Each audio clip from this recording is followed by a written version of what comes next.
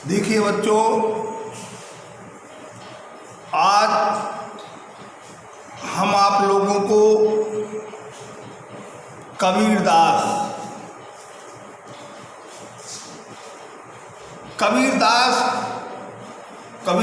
जी का थोड़ा सा आप लोगों को उनके जीवन से संबंधित कुछ बातों को आपसे बता दें।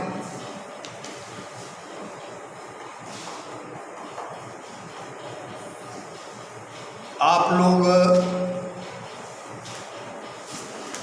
कक्षा 8वीं पास करके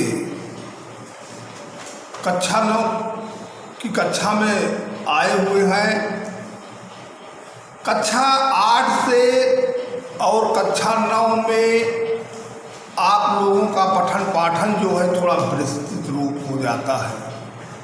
विस्तृत माने आप लोग जानते हैं थोड़ा बड़ा हो जाता है, विस्तृत बड़ा। तो काव्य संकलन से आप लोगों के किताब में पहला पाठ है कबीरदास। कबीरदास जी का जन्म 1399 ईस्वी में, कब? 1399 ईस्वी में काशी में। काशी का और कुछ नाम है, बनारस, वाराणसी, इन नामों से भी जानते हैं। बनारस के नाम से भी जानते हैं, वाराणसी के नाम से भी जानते हैं। तो कबीरदास जी का जन्म 1399 ईस्वी में हुआ।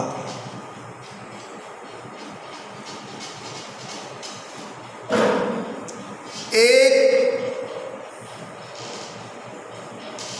ब्राह्मणी कन्या से इनका जन्म हुआ था, जो कि वह कन्या अविवाहित थी। क्या थी? अविवाहित क्या होता है? जिसका विवाह नहीं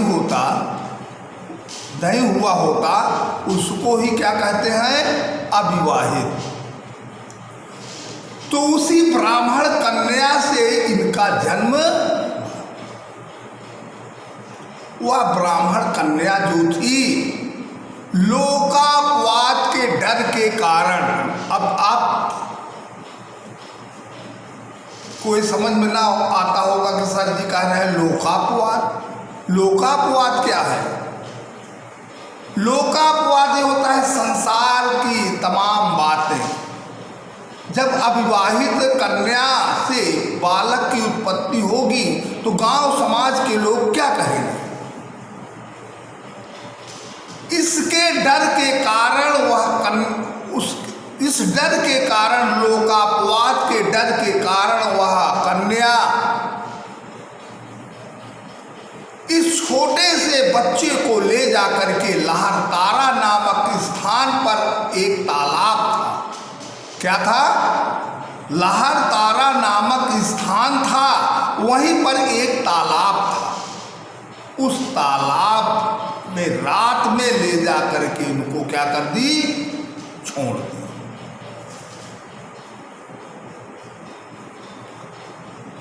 जब सुबह हुआ, उसी लहरतारा नामक स्थान से रास्ता था, उसी से लोग इधर उधर आते जाते थे। रास्ते से लोग रास्ते से क्या करते थे? आते जाते थे।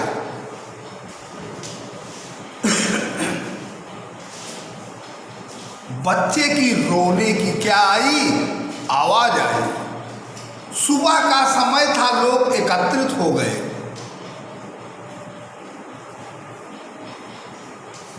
तमाम भीड़ इकट्ठा हो गई। तो वहीं पर से गुजरने वाले नीरू और नीमा, क्या? नीरू और नीमा दो दंपत्ति थे। ये जुलाहे थे। जाति के क्या थे? नीरू और नीमा जाति के क्या थे? जुलाहे थे। नीरू और नीमा जो थे निसंतान थे। क्या थे? निसंतान थे। इनके पास, नीरू और नीमा के पास कोई संतान नहीं थी। तो लोग, गांव के अन्य और तमाम और लोगों ने कहा कि हे नीरू और नीमा, तुम लोगों के पास तो कोई संतान है ही नहीं, इसलिए तुम लोग इस छोटे से शिशु को ले जाओ और इसका लालन पालन करो। लोगों की बातों को मान करके नीरू और नीमा कबीर को उठा ले गए। छोटे से शिशु को क्या कर ले गए? उठा ले गए और इनका अपने घर में लालन और पालन किया। खिलाए पिलाए धीरे धीरे कबीर क्या हुए? धीरे धीरे से विकास हुआ। कबीर धीरे धीरे बढ़े।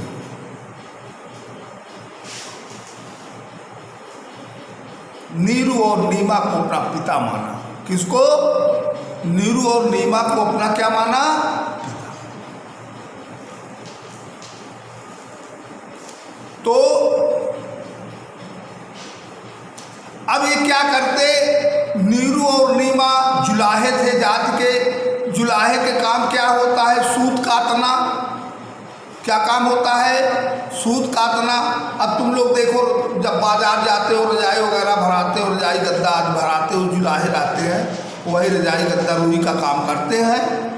तो वैसे नीरू और नीमा जो थे, ये क्या करते थे? सूत काटते थे।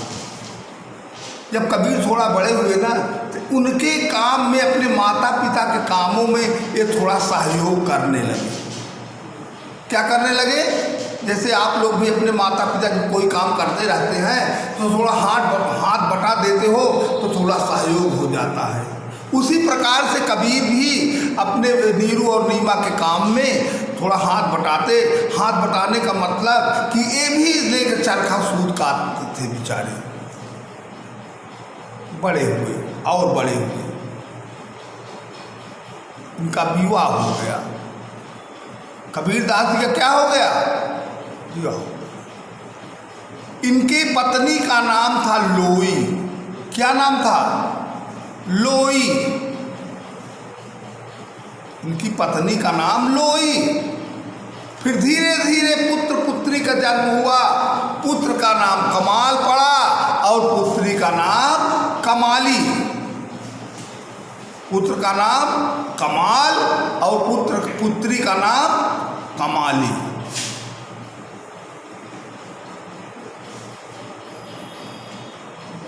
धीरे धीरे कहे हैं लोग, तमाम विद्वानों ने कहा है, तमाम मनीषियों ने कहा है, कबीर दास जी पढ़े लिखे नहीं थे। कबीर दास जी क्या थे? पढ़े लिखे नहीं थे। मस कागज छुओ नहीं, कलम गयो नहीं हाथ। मस कागज छुओ नहीं और कलम गयो नहीं हाथ। अरे कबीर दास जी हाथ में कागज जानते हो? किताब कापी इन्होंने हाथ से छुआ नहीं, कलम गयो नहीं हाथ, और पेन कलम को हाथ से नहीं पकड़ा। मस कागज छुओ नहीं, कलम गयो नहीं हाथ। ये ज्ञान की बात है। आप लोग तो रात दिन कलम और कागज किताब कापी लिए रहते हो, रटते रहते हो, घर वालों को धोखा देते रहते हो। पढ़ते क्या हो, क्या नहीं पढ़ते हो और समझ में नहीं आता। ऐसे कबीर नहीं थे। कबीर की वाणी जो थी, आज भी कबीर की वाणी को क्या कहते हैं? अमृत वाणी। क्या कहते हैं? अमृत वाणी। इनके मुंह से जो निकला वही इनके दोहे बन गए, वही इनके चौपाइयाँ बन गई, यही इनके पद बन गए। इन्होंने, कबीर दास जी ने जो रचना किए, साखी, सबद, रामायणी, किस नाम से जाने जाते हैं? साखी। साखी में इनके जितने भी हैं वे सब दोहे हैं। साखी में क्या लिखे इन्होंने? दोहा।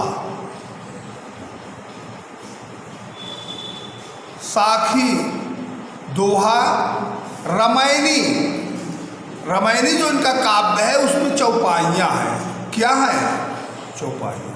जैसे तुलसीदास जी रामायण किसमें लिखा है? चौपाइयाँ है। 16 मात्राएं होती है एक पद में। कितनी मात्राएं? 16। तो आप लोग बताएं साखी में क्या है? दोहा। रामायणी में क्या है? चौपाइयाँ। शबद, शबद इनका एक लेख है, काव्य पुस्तक है, उसमें पद है। पद क्या है? पद।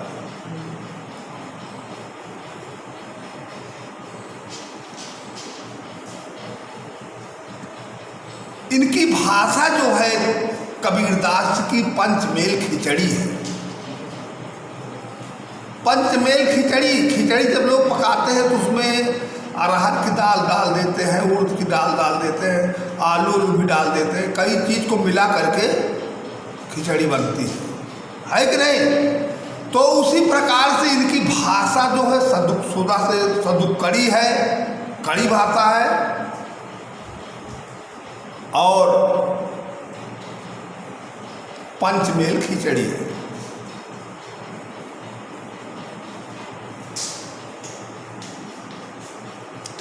तो इन्होंने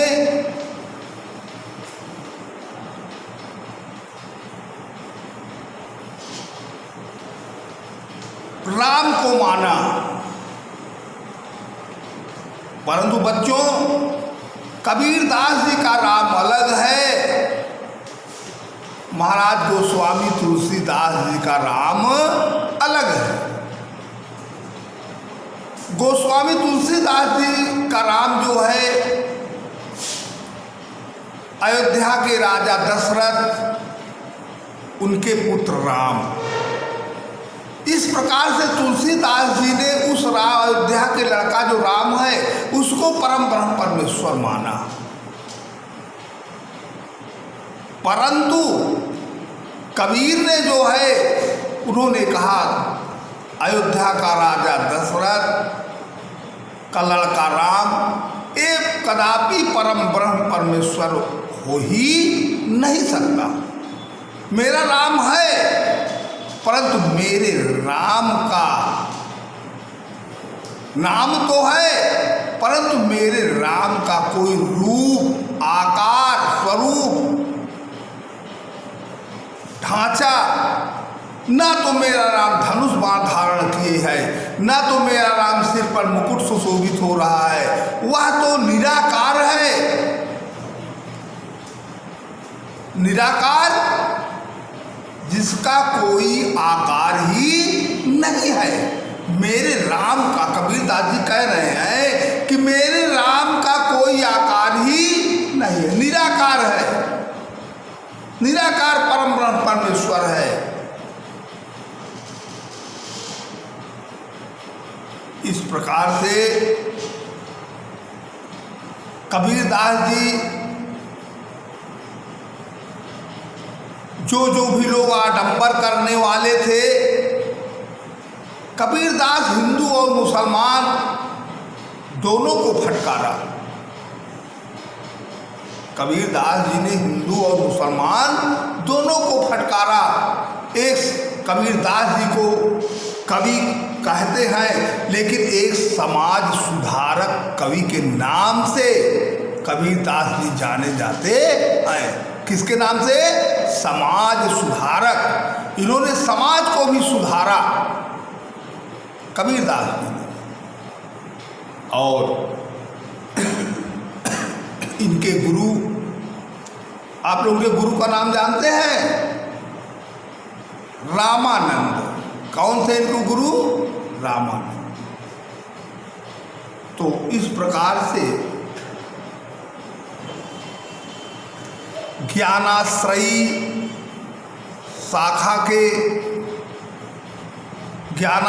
शाखा के कवि माने जाते हैं कबीरदास जी। इन्होंने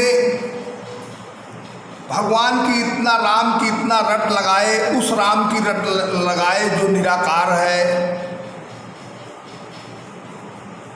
कुछ लोग कहा करते थे ये काशी में रहते थे। कहाँ रहते थे?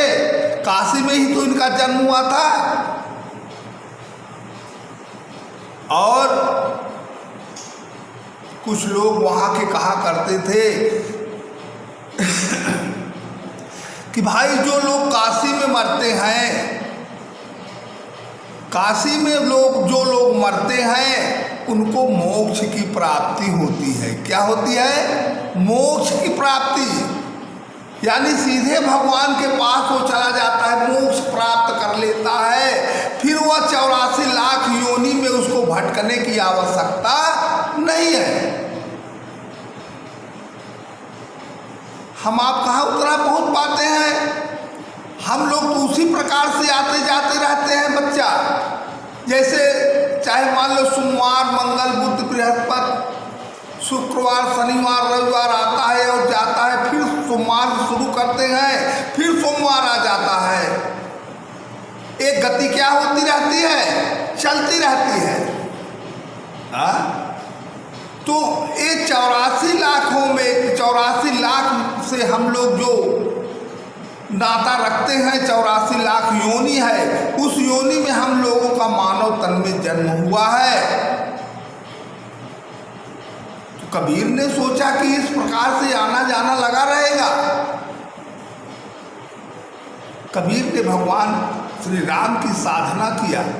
साधना करने के बाद उन्हें पूर्ण विश्वास हो गया कि अब तो मैं मोक्ष की प्राप्ति करूं। काशी में बताए, काशी में लोग कहा करते थे, काशी में आ चाहे अच्छा आदमी हो, चाहे खराब आदमी हो, चाहे चोर हो, चाहे लफंगा हो, चाहे जो भी हो, जो ही काशी में मरता है उसको क्या होता है? मोक्ष की प्राप्ति होती है। तो कबीर ने सोचा यार हम तो ऐसा काम किए नहीं है, हम तो परम परमेश्वर को याद किए हैं, उनकी रट लगाए हैं। तो काशी में जब हम मरेंगे, काशी में चाहे कहते हैं लोग कि अच्छा आदमी हो चाहे खराब आदमी हो, जो भी काशी में मरता है उसको मोक्ष की प्राप्ति होती है। कबीर ने कहा नहीं नहीं, मैं ऐसा नहीं करूँगा। अरे हम तो कोई गलत कार्य किए नहीं है। इतना कहा करके कबीर वहाँ से कुछ दूरी पर मगहर एक गांव है। क्या है? मगहर। वहाँ चले गए। लोग